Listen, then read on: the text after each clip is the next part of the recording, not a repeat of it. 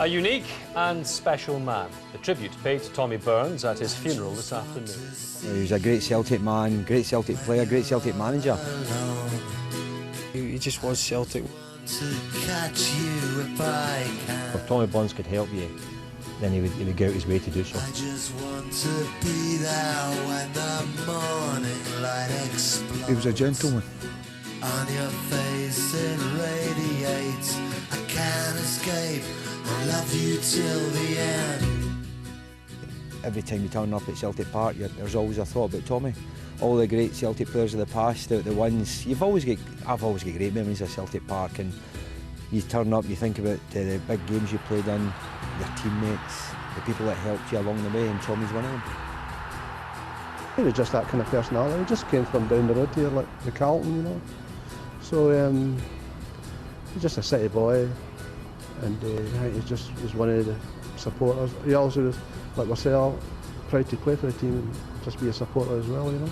He lived for Celtic Football Club, you know, as a player we were always of the opinion that we were fans that were fortunate enough to have the talent to go and play on the pitch.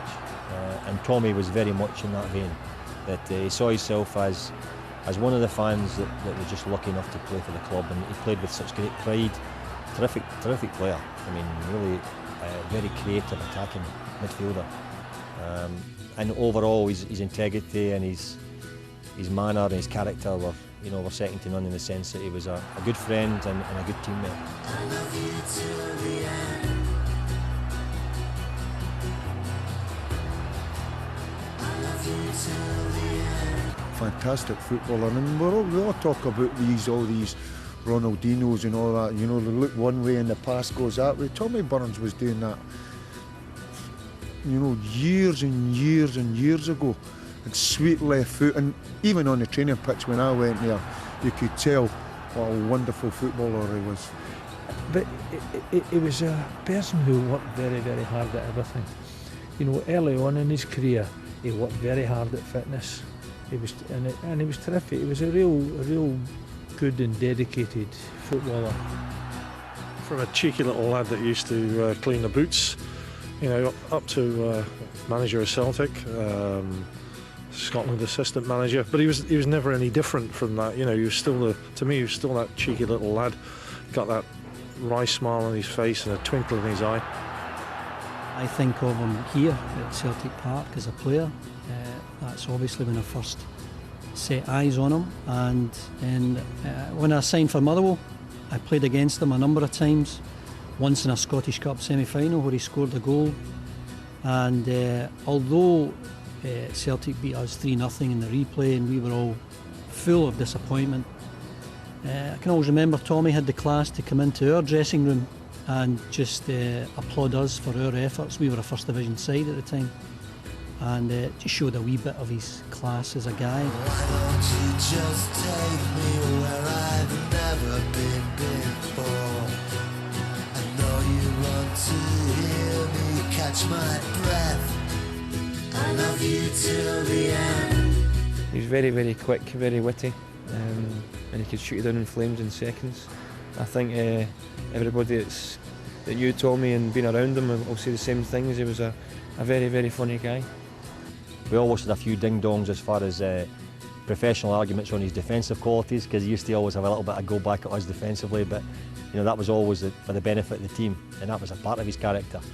He had an angelic face, but the red hair gave him away. He had that determination, that aggression about him that was good. And he was a good singer. So he had the wee entertainment bit was always good. If you were away anywhere, you know, and you found the opportunity to get one or two of the boys up singing, Tommy would be up there. Mike the Knife, he used to sing, and he was great. He was good. Every day in life, his chat was good, patter was good, winding up people was great, but he's just a really good man, good family man, and I think every football player that played with him, played against him, has got great affection for him. He was just a genuine nice guy. He'd loads of different sides to him. He could be funny, but he could also be very serious as well, and he was just an all-round really top guy, and I think it wasn't hard for people to see that. And it didn't matter whether you were a high flyer in the boardroom or the guy who is coming along to watch his Celtic team on a season ticket, he would treat you just the same. I think he had the ability to talk to people without giving them. They would be in awe of him, but he never ever gave them that impression. He gave them the impression that he was just there for a wee chat with them, a wee laugh with them, and to just wonder what they could tell him. I just wanna feel you when the night puts on its cloak. I'm lost for words, don't tell me, 'cause all I can say, I love you till the end. I love you till the end. You know, I thought when I first went to the club, I thought he was a gambler, because I first went in and we were doing the pre-season, and in the pre-season you were doing double sessions. And I travelled with Big Gordon Marshall, two stayed in Edinburgh, and we were travelling through, so you would do your morning session, come back in, get a bit of lunch, ready to go for the afternoon session. And you know, we were waiting on the gaffer, he's at the casino. And eventually, after a couple of weeks, I says to Big Gordon, "There's a gaffer gamble?" He said, "No, the casino's a chapel." So he used to go to the chapel in the afternoon. I said, "Oh, sorry." So that was it, but a very religious man.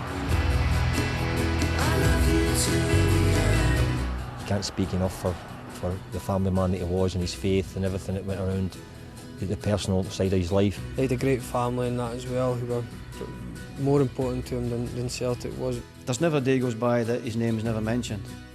And if you go to the training ground, there's 3 lovely big pictures of Tommy up, and in the dressing room area where, if we do, but it's very, very unlikely not mention his name, we see him every day. So he's in our thoughts every day. He helped me massively as a footballer, obviously with his experience and his know-how, but he more matured me, I think, as a person. He made me kind of the man I am today, rather than just a footballer. He wasn't just about football. So he's done so much for me and a lot of the lads here, and we'll always be grateful to him.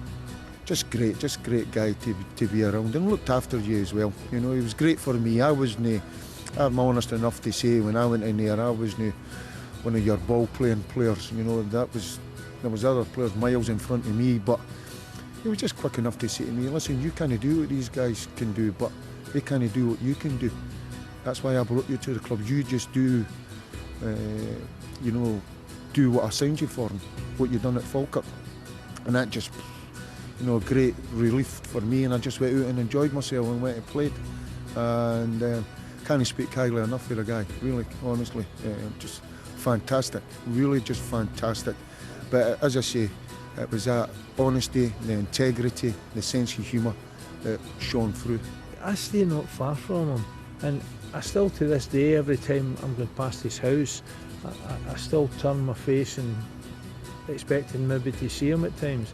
It hasn't happened, obviously, but I think that people will miss him, because he is a charismatic type of person, and I think he went out of his way to care for people and to assist them and to help them.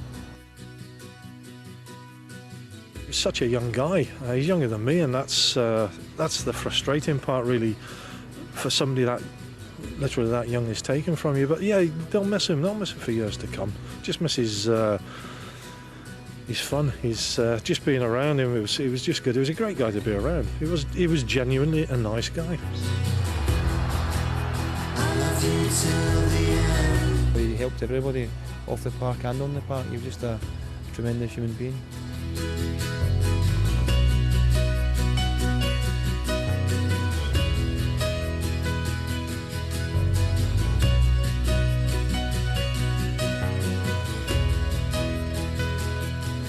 This life is only something that we're living through, and the best one is yet to come.